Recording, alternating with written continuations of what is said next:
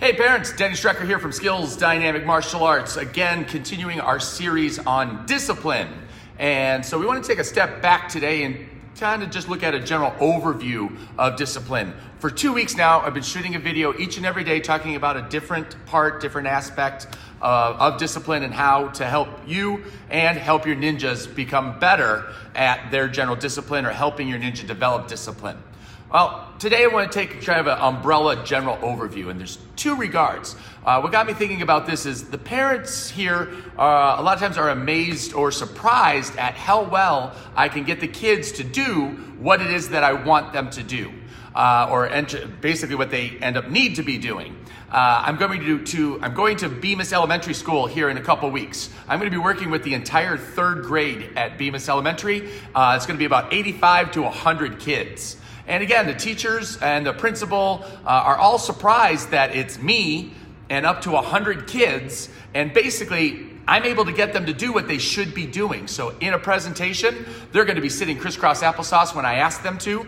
They're going to stand up and stand at attention when I ask them to. And it's all part of developing their good discipline. And so we want to be able to share those things with parents so that you can use the same skills. It's not magic, it's not sorcery, it's basically just good education and science. So you have two aspects when you're working with children that you can either decide that you want to rule from an area of fear, make them fear you, make them afraid so that they're going to behave, or from an area of love and caring. Naturally, growing up, our parents' generation was basically, rule with an iron stick. Children are meant to be seen, not heard. And we heard a lot of things like that when we were growing up. So a lot of times it was corporal punishment. You got spanked, you got backhanded, you got stuff thrown at you if you misbehaved. And so it was a fear-based process. What we've discovered with that, though, is when you come from that angle and you want to operate from fear, people are going to obey, but only to a particular point. And they're only going to do the bare minimum to stay out of trouble. And ultimately, that's not what you're looking for in teaching discipline to your child so that they develop a good habit as they grow older. When you operate from a place of love and caring, right, at that point, they're going to feel safe. They're going to know that you're coming from that area or spot, that you care about them, and that you're giving them these rules because you want to help them. Therefore, they're going to want to go that extra mile and not only behave, but then take a couple extra steps to show you how much more that they're able to do. Martial arts was notorious for this as well. In my time growing up, the instructors walked around with a stick.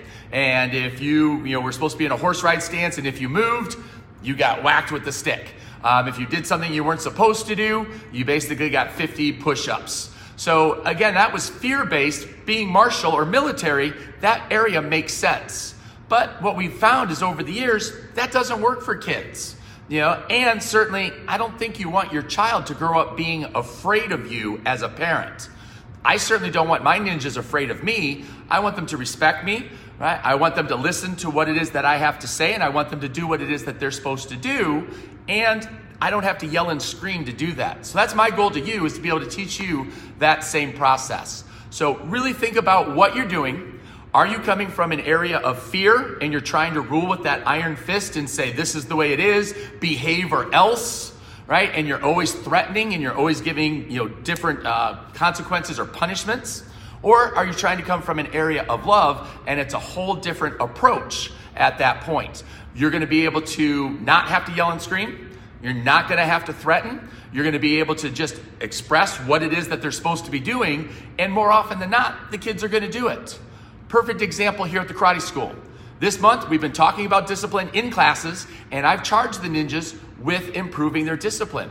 We've got some kids as young as 8 or 9 years old right now learning to do the laundry in the house. Right? So they'll be able to take the clothes, they take them down to the washer, they sort them, they wash them, they take them out, they dry them, and they fold them. So it's certainly possible. And what's better, they're not complaining about doing it, right? They're excited to do it because they want to be part of the family and they know that it's a good way to help out around the house. We have other kids that are taking out the garbage and doing their chores, which is fantastic. We've got some kids learning to put the dishes away from the dishwasher once it's clean and set the table for mom every night before dinner. All of those little things start to add up and make a huge impact on the family over time, right? It's gonna help de-stress you as a parent because you know you're gonna be getting a little bit of help. They're not whining and complaining about the help, and they're learning good habits that are gonna last them a lifetime. And ultimately, that's my mission here for martial arts. That is true martial arts lesson, is giving my ninjas skills that they're gonna be able to use every single day for the rest of their life. And that's not a sidekick. It's not a karate punch.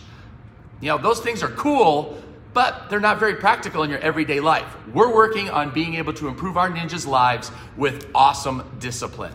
So, think about your process. Are you coming from fear or are you coming from love? Don't make the mistake that you think your fear is love. Two completely different things. So here's how you decide again. If you have to raise your voice, if you have to yell and scream, if you have to threaten, you're probably coming from a place of fear. You're demanding that the kids listen to you or else. I don't do that here, right? They know that they have to listen or else, but I don't have to yell or scream, right? We have a situation where a child wants to do something. Hey, all right, we're doing this. I need you to do this, or you're gonna need to sit down. Which one do you wanna do? And they get to make the choice. Sometimes they say, I wanna sit down. Okay, go sit down, and everything else continues. So as we talked about in a previous video, I'm not trying to control the person. I'm trying to give them choices and make a good behavior. If you wanna be part of my group, this is what you need to do. If you wanna do your own thing, then this is what's gonna happen. You decide, right? So that way I don't have to yell or scream. The kids know that I care about them, but they also know that I'm gonna be consistent in my rules, and when I say something, I mean it. So those are gonna be some of the strengths that I have that I wanna be able to pass on to each of you guys. Now, I'm gonna be traveling for the next couple of days, heading out to Rhode Island to see my business coach and spend some time in his school, which is where a lot of this stuff I'm learning is coming from. So definitely giving him credit where credit is due, that this isn't something I'm creating. I'm going out, I'm learning. Melody Schumann is still teaching a lot of great stuff. So I've got my coaches and mentors that I'm working with. So what I would like from you is, in the comments below, write down something you wish that your child had better discipline on. I'm gonna take a look at the comments while I'm traveling, and I will answer each of those with exactly what I do or what I have done with somebody in the past, so that way you can start to implement it in the next couple of days. When I get back, next week we're gonna start talking and upgrading from discipline to self-discipline. Being able to show your ninja how to take pride in doing it themselves, so now you don't have to look over their shoulder every single second. And that's gonna be a super powerful session that I will be covering for the next 2 weeks. So have an awesome day. Write down the comments below one thing that you wish your ninja had better discipline on. I'll be happy to look them over and answer those questions while I'm on the road. Have a great day. I'm gonna go teach some awesome classes. Take care.